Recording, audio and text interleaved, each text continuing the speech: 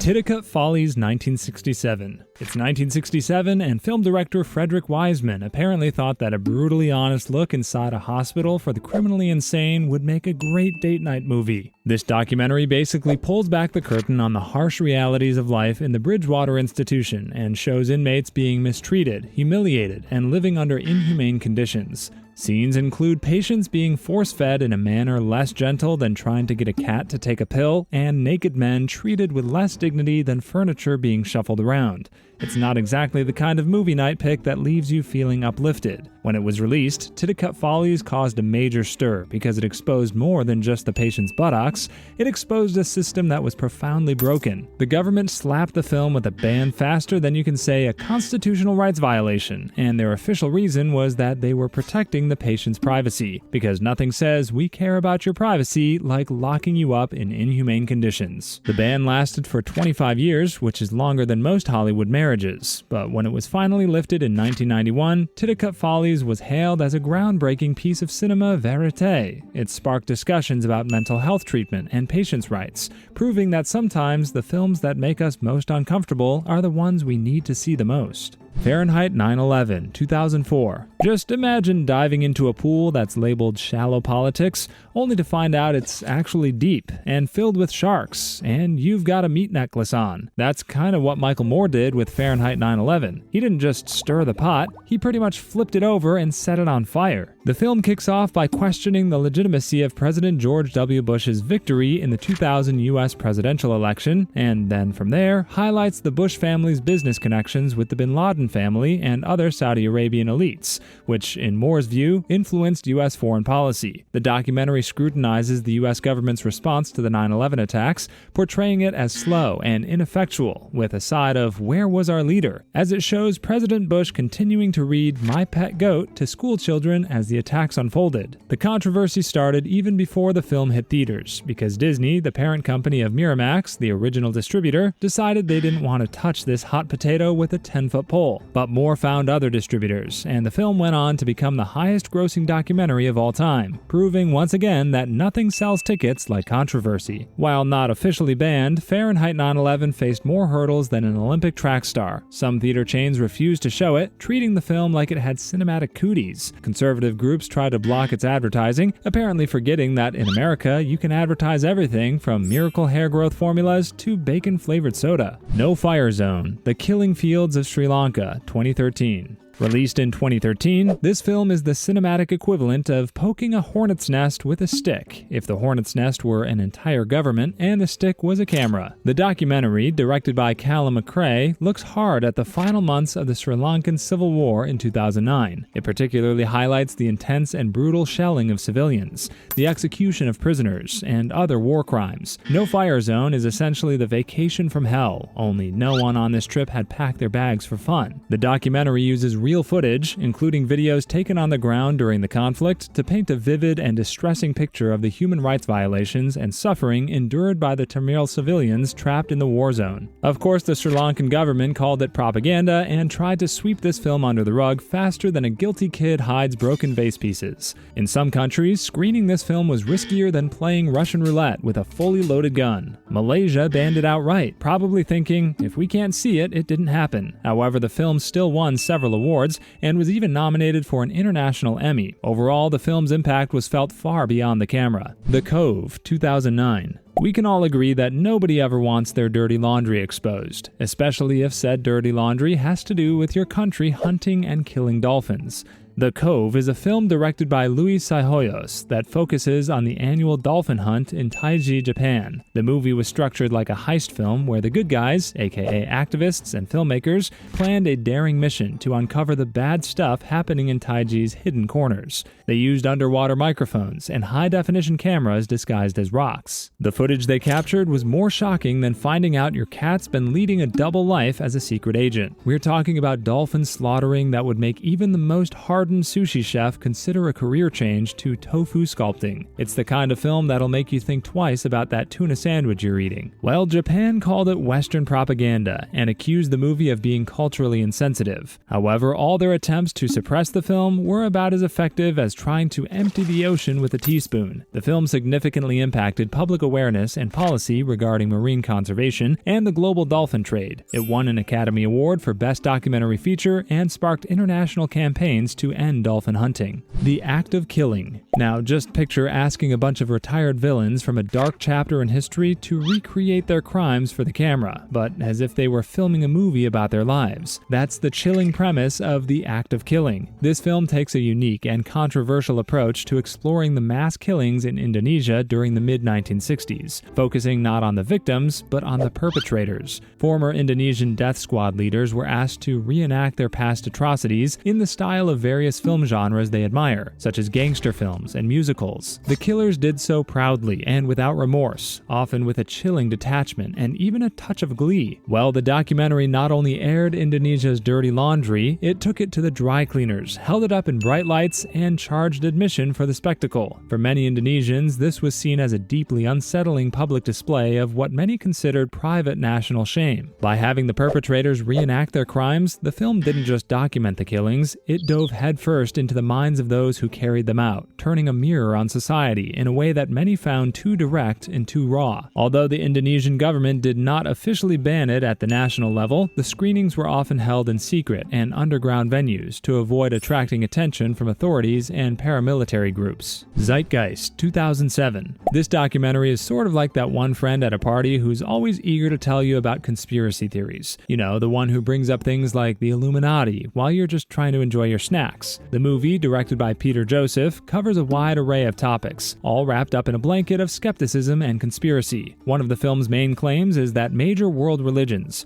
particularly Christianity, are based on ancient astrological myths. Basically, it's like telling a room full of Christmas enthusiasts that Santa Claus is just an ancient sun god. Well, of course, many found this idea deeply offensive, especially in countries where religion is woven into the fabric of society. Imagine going to your grandma's house for Christmas dinner and announcing, "By the way, Jesus is just a recycled myth." You might be banned from the next family gathering. Well, that's sort of what happened with Zeitgeist. Now, this film was banned in Turkey, the entire Middle East, and China. Given that the film critiques religion heavily and Turkey is a country with a significant Muslim population, it's like the government saw this as someone lighting a match near a powder keg. They were worried it could incite unrest and offend religious sensibilities. The Act of Seeing with One's Own Eyes, 1971. The Act of Seeing with One's Own Eyes is not your typical popcorn flick, and it's definitely not something you'd want to watch during dinner. This 32-minute silent film is as raw and unfiltered as it gets, and is directed by avant-garde filmmaker Stan Brakhage. The title, which translates from Latin as Autopsy, gives you a pretty clear hint about what the movie was all about, which is literally witnessing the stark reality of human mortality up close and personal in a Pittsburgh morgue. To put it bluntly, The Act of Seeing with One's Own Eyes is a documentary about autopsies, but it's not a documentary in the conventional sense. There's no narration, no interviews, no explanatory text, just footage, visceral, raw, unflinching footage of autopsies being performed. The camera doesn't shy away from anything. You see bodies being dissected, organs being removed, and the physical reality of death laid bare in a way that's rarely showed on film. If most films try to comfort or entertain, Brackage's work does the opposite. It confronts you with the inevitable fact of mortality, forcing you to truly understand what it means to be a living, breathing being destined to one day die. It's kind of like taking off your rose-colored glasses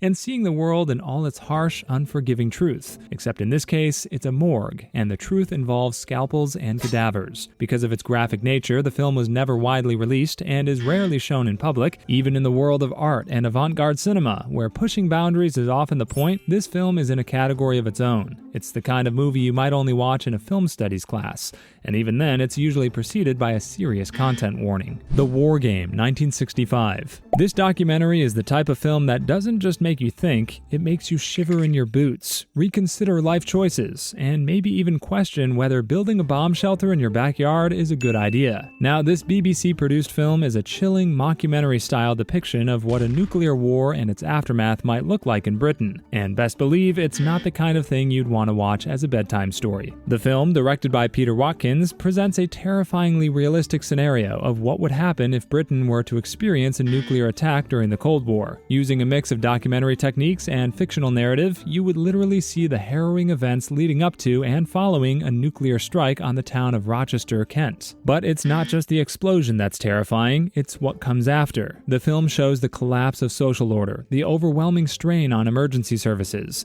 and the grim reality of radiation sickness. It's like someone took all the most horrifying parts of a dystopian novel, removed any glimmer of hope, and put it on film. Well, this movie got banned by the British government because it was not exactly the kind of content you want to broadcast if you're trying to maintain public morale. The film was deemed so disturbing and potentially panic-inducing that it was pulled from the TV schedule before it could even air. The official line? The film was simply too horrifying for television, and it's easy to see why. The Soviet Story, 2008. The Soviets and the Nazis have always had a very disturbing, dark image since the beginning of time. Now, just imagine a film that truly dives deep into the core of this image to shine a bright light on their worst crimes. This movie, which Latvian filmmaker Edvin Snar directed, is a powerful indictment of Soviet atrocities, focusing on the atrocities committed by the Soviet regime, particularly under Joseph Stalin. It sheds light on events such as the Holodomor, which was the man-made famine in Ukraine, the mass executions during the Great Purge, the forced deportations, the gulags, and the Katyn massacre, where the Soviet secret police murdered thousands of Polish officers. One of the more controversial aspects of the documentary is its claim that the Soviets and Nazis had a shared ideological foundation rooted in the desire to control and eliminate certain populations. Well, as expected, the film was heavily criticized in Russia and labeled as anti-Russian propaganda. Many Russians and some historians accused the film of being biased,